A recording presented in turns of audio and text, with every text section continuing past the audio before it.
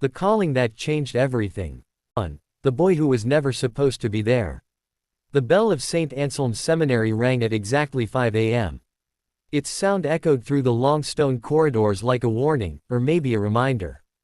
A reminder that life inside these walls followed only one rule: obedience.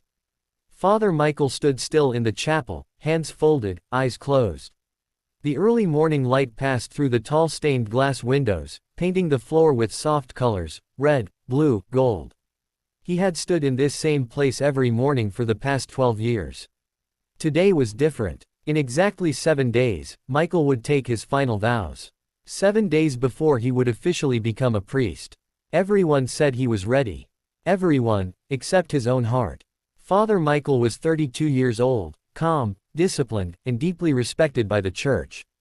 He had joined the seminary at 18, after his parents died in a car accident on a rainy night. The church became his home, his shelter, and his purpose. Or so he believed. As the other seminarians quietly entered the chapel and took their seats, Michael opened his eyes and stared at the altar. Something inside him felt heavy, like a truth he had locked away was slowly waking up. He ignored it. That was what he had learned to do best. A normal day, until it wasn't. Later that morning, Father Michael was assigned to supervise the old library. The library was rarely used anymore. Most students preferred digital texts, and the older books sat untouched, collecting dust and secrets. Michael liked it there. It was quiet, safe. As he walked between the tall wooden shelves, his fingers brushed against the spines of ancient books written in Latin, Greek, and languages few people remembered. That's when he heard it.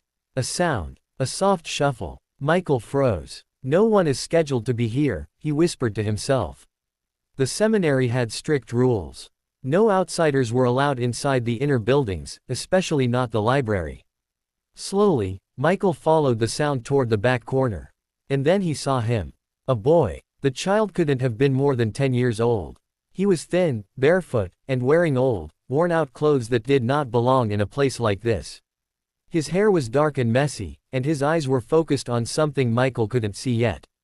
"Hey," Michael said sharply. "You shouldn't be here." The boy turned around. Their eyes met, and in that moment, Michael felt something strange, like a sudden cold wind passing through his chest. The boy didn't look scared. He looked concerned. "You're not supposed to be here," Michael repeated, walking closer. "Who are you?" The boy hesitated, then pointed past Michael. "He's watching you," the boy said quietly. Michael frowned. "Who?" The boy's finger trembled slightly. "The man in the wall." Michael turned around. There was nothing there. Just shelves. Dust. Silence. When he turned back, the boy was gone. The first crack. Michael searched the entire library. Every aisle. Every corner. No boy. No footsteps. No open doors. It was impossible. The seminary gates were locked. Guards were posted outside. No child could simply walk in, and vanish. Michael's heart pounded as he stood alone among the books. He told himself it was stress. 7 days before final vows. The mind plays tricks. Yet something felt deeply wrong. That night, Michael couldn't sleep. Every time he closed his eyes, he saw the boy's face, and heard his words again. "He's watching you." At exactly 3:17 a.m., Michael woke up suddenly. The room was cold. Too cold. And then he noticed something that made his blood freeze. On the wall opposite his bed, there was a shadow. Not moving. Not shaped like anything normal. Just watching. A truth buried in silence. The next morning, Michael went to Father Gabriel, the oldest priest in the seminary. Gabriel had been there for over 50 years. If anyone knew something, it would be him. "Have you ever seen a boy around here?" Michael asked casually. Father Gabriel's hand stopped mid-motion. "A boy," he repeated slowly. "Yes. About 10 years old. Dark hair." Silence filled the room. Then Father Gabriel closed the door. "There are things," he said quietly, "that this seminary does not speak about anymore." Michael swallowed. "What kind of things?" Father Gabriel looked directly into Michael's eyes. "The kind that stop men from becoming priests. The incident they erased." Father Gabriel did not speak immediately. He walked slowly to the window, checked the hallway outside, and then carefully pulled the curtains closed.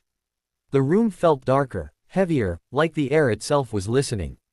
"You should not have seen that boy," Father Gabriel finally said. Michael's throat went dry. So he's real. Father Gabriel nodded once. Yes. And no. Michael didn't understand. What does that mean? The old priest sighed deeply and sat down, his hands shaking slightly. 22 years ago, there was a boy in this seminary. A child who lived here, just like you. The boy from the past. His name was Elias. Elias was brought to St. Anselm's after a fire destroyed his village. He had no family left. The church took him in, raised him, educated him. Everyone believed he would grow up to be a priest. But Elias was different, Father Gabriel said. Different how? Michael asked. He saw things. Father Gabriel explained that Elias often spoke of shadows, voices behind walls, and whispers that came from the chapel at night. At first, the priests believed the boy was traumatized. Until Elias started describing things he could not possibly know. He named sins, Father Gabriel whispered. Private confessions. Things only God and the priests knew. Michael felt his stomach twist. One night, Father Gabriel continued, Elias screamed during evening prayers. He pointed at the altar and said something was standing behind it. Something wearing the face of a priest. What happened to him? Michael asked. Father Gabriel closed his eyes. He disappeared. The official story. The church records said Elias ran away. But no body was found.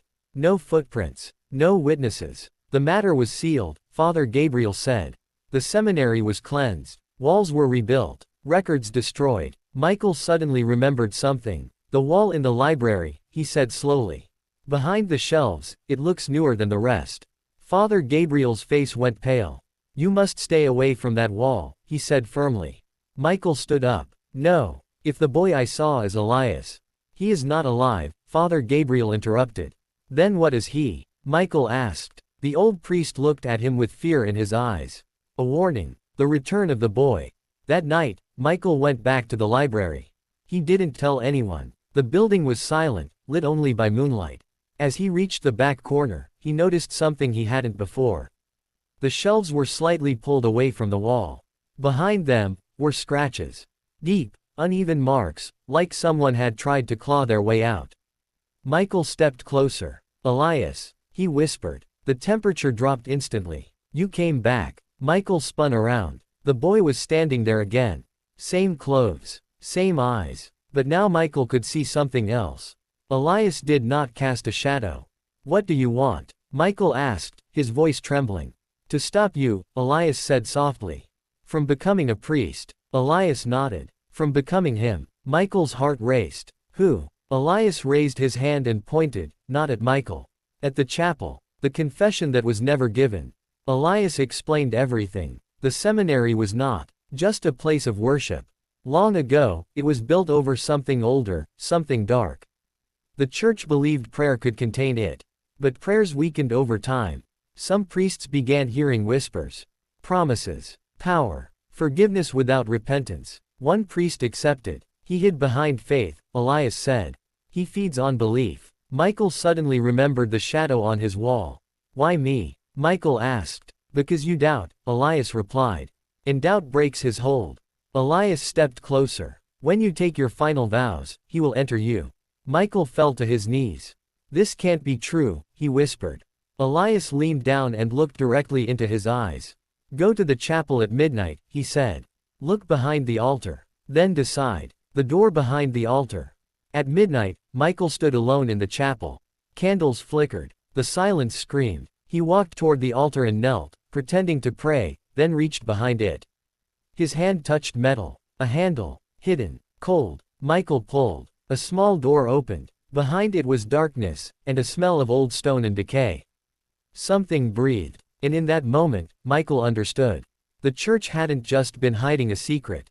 It had been feeding it. What the chapel was hiding. The door behind the altar creaked as it opened wider. Father Michael stood frozen, his hand still gripping the cold metal handle. The air coming from inside was thick, old, and heavy, like a place that had not been opened in decades. The smell was not just decay, it carried something else. Fear. Michael raised a candle and stepped inside. The hidden passage was narrow, carved directly into stone. The walls were covered with symbols, some Christian, others older and unfamiliar. Crosses had been scratched over strange markings, as if someone had tried to cover them up. As Michael walked deeper, the candle flame flickered wildly. Then he heard a whisper. "Welcome back." The voice did not echo. It came from inside his head. The thing beneath the chapel. The passage opened into a small underground chamber. At its center stood a stone chair, large, cracked, and stained dark with age. Chains hung from its sides. Above it, carved into the ceiling, was a single word in Latin. Custodia. Containment. Michael felt his legs weaken. This wasn't a prison built to keep something out. It was built to keep something in. "You see it now," Elias said. Michael turned sharply. Elias stood near the wall, watching silently. "What is this place?" Michael asked. Elias looked at the chair. "Where they made the first agreement." The agreement. Long before St. Anselm's Seminary existed, the land was known for disappearances. Villages avoided it. Animals refused to cross it. When the church arrived centuries ago, they discovered something ancient beneath the ground, an entity that fed on belief, confession, and guilt. They couldn't destroy it, Elias explained. So they trapped it. Priests were assigned to guard it, to pray, to confess above it. Every sin spoken fed the thing, keeping it asleep. But it needed more, Michael said, understanding slowly. Elias nodded. A vessel. Michael staggered back. No. Every priest who rose too quickly. Every man who never left. Every sudden death labeled as illness. It wasn't devotion. It was selection. The shadow reveals itself. The candle went out. Darkness swallowed the room. Michael felt something move behind him. Slow. Heavy. Close. "You have such beautiful doubt," a voice whispered. Michael turned, but his body refused to move. From the corner of the chamber, the shadow began to take shape, tall, human-like, wearing the outline of priestly robes. But its face. It was wrong. Too smooth. Too empty. "I have worn many faces," it said. "Soon, I will wear yours." Michael tried to pray, but the words vanished from his mind. Elias stepped forward. "You promised," Elias said angrily. The shadow laughed. "I promised to let you go." Elias's eyes filled with pain. "You lied." What happened to Elias? The shadow spoke calmly. "The boy saw me too soon. He was not ready." His fear weakened the walls. Elias clenched his fists. "They chained me here. They said I was sick." Michael looked at the chains on the chair and felt sick.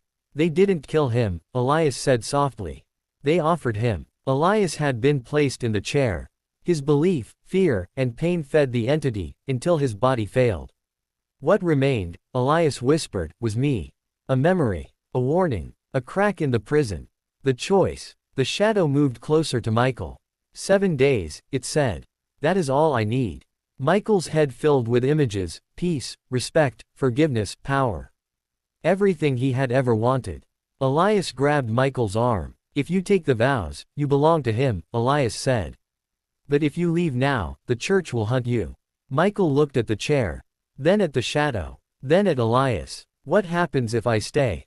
Michael asked. The shadow smiled. "Then faith will survive." Elias shook his head. "Then lies will." Michael stood up. For the first time in his life, he did not pray.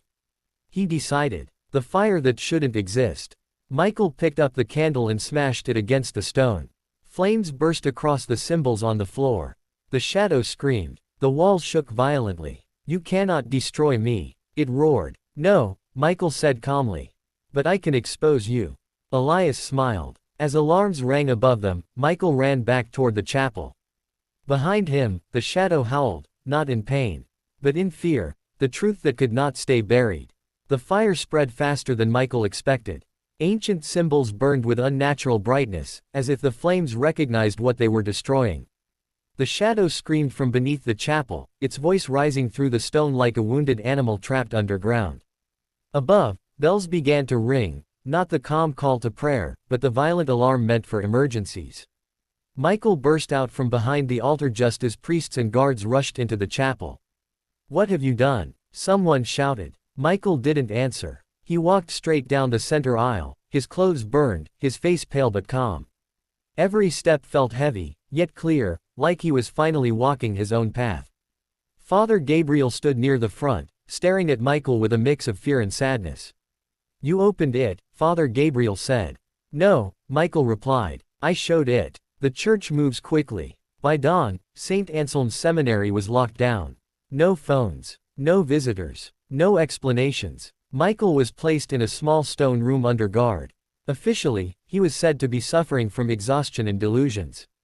That was the story prepared for the outside world.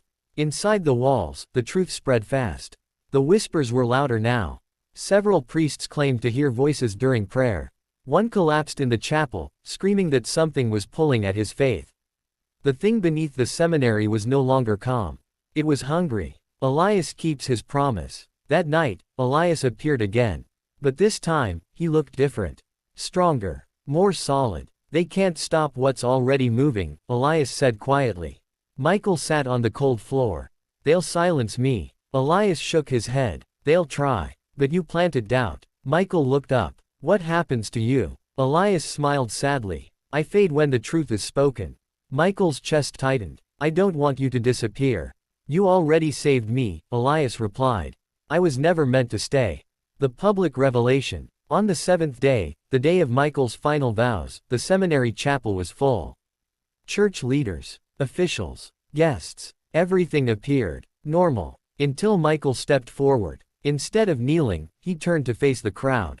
I cannot take these vows, he said clearly. Gasps filled the chapel. There is something beneath this place, Michael continued. Something the church has hidden for centuries. Something fed by your confessions.